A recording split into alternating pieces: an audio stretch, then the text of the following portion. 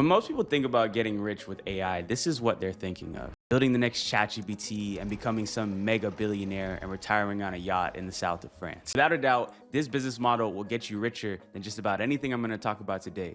Trust me, it's not without its flaws. This is hands down the most expensive business model of them all. For you to launch even an extremely basic AI software, it's going to cost you upwards of $30,000 just to get things up and running. And that's not counting marketing expenses or other team costs. So the cost for this business is very high.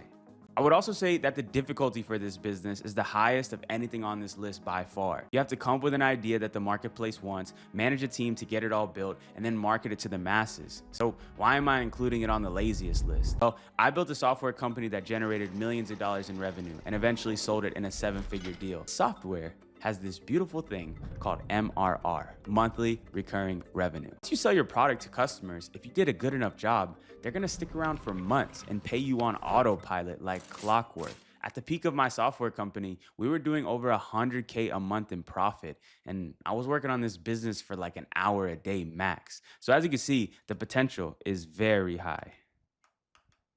Look, if you've got 30 grand laying around and 3 years to dedicate, building an AI software is one of the best options you could do if you want to make generational wealth. But for most of you guys, I know you're not in a position where you have access to a lot of capital, nor are you at the skill level to execute something like this. So while I think AI software is a great long-term goal for you to have, I think starting today, this is not one of the best options for a beginner. Like I said, when it works, it is absolutely printing, and there's almost nothing that becomes lazier than that. But the front-loaded effort and cost it takes to get to that point would not make it my first choice for beginners. So if you're starting at square one today, I would recommend focusing on something a little more beginner-friendly, like AI commerce.